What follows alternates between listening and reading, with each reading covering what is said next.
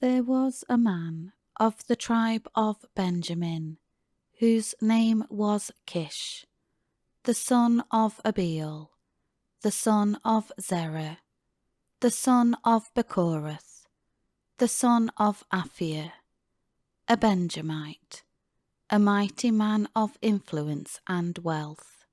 Kish had a son named Saul, a choice and handsome man. Among the sons of Israel, there was not a man more handsome than he. From his shoulders and up, he was a head taller than any of the people.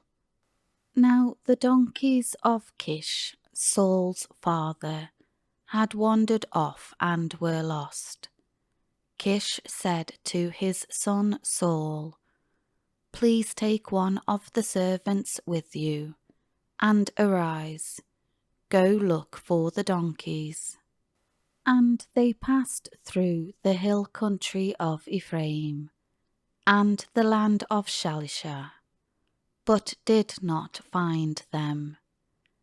Then they passed through the land of Shalim, but they were not there, and the land of the Benjamites, but they still did not find them.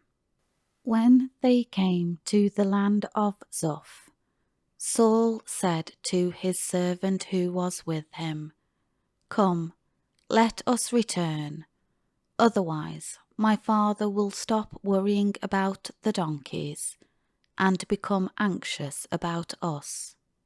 The servant said to him, "Look here, in this city there is a man of God, and the man is held in honor. Everything that he says comes true. Now let us go there. Perhaps he can advise us about our journey and tell us where we should go." Then Saul said to his servant, "But look, if we go to see him, what shall we bring to the man? For the bread from our sacks is gone, and there is no gift to bring to the man of God. What do we have to offer?" The servant replied again to Saul, "Here in my hand I have 1/4 of a shekel of silver.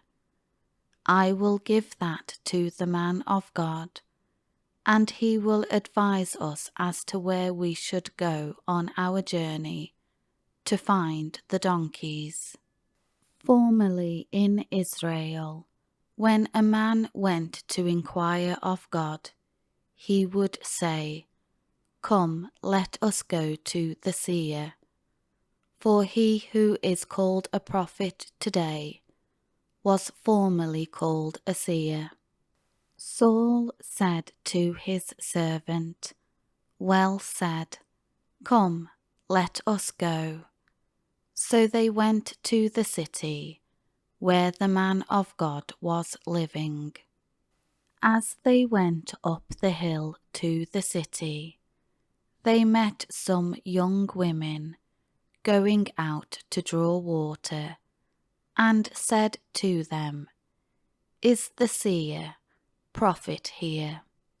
They answered them, "He is. Look, he is ahead of you. Hurry now, for he has come into the city today, because the people have a sacrifice on the high place today.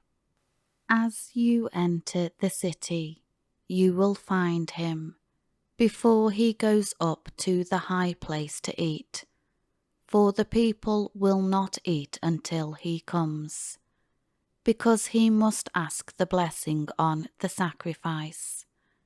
Afterward, those who are invited will eat, so go up now, for about now you will find him." So they went up to the city, and as they came into the city, there was Samuel coming out toward them to go up to the high place. Now a day before Saul came, the Lord had informed Samuel of this, saying, "About this time tomorrow I will send you a man from the land of Benjamin, and you shall anoint him as leader over my people Israel, and he will save my people from the hand of the Philistines. For I have looked upon the distress of my people, because their cry for help has come to me."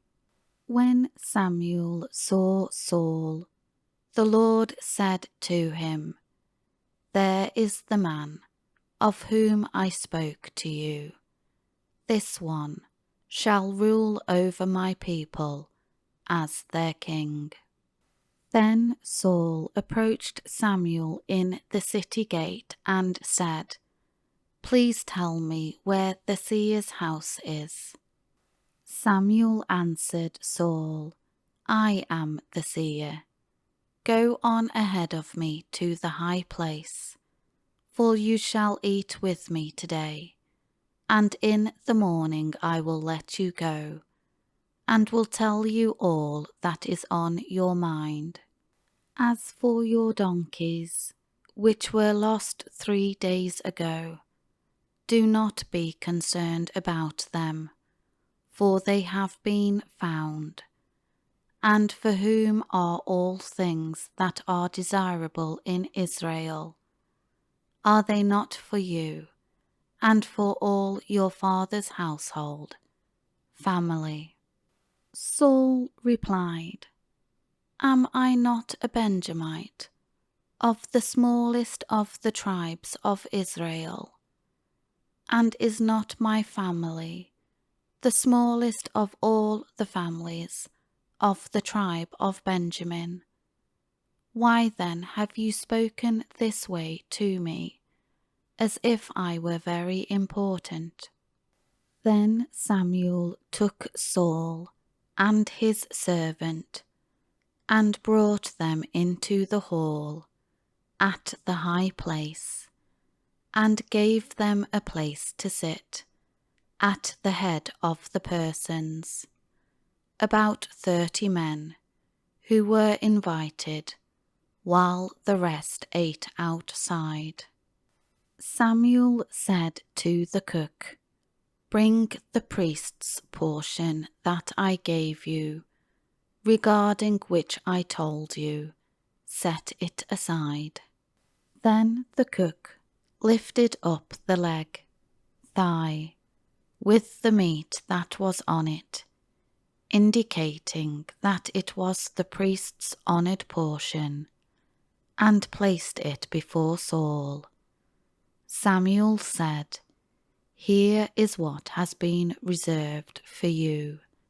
Set it before you and eat, because it has been kept for you until the appointed time, ever since I invited the people."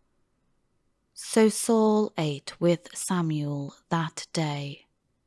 When they came down from the high place into the city, Samuel spoke with Saul on the roof of his house. They got up early the next day, and at dawn Samuel called Saul, who was sleeping on the roof, saying, "Get up, so that I may send you on your way." Saul got up, and both he and Samuel went outside.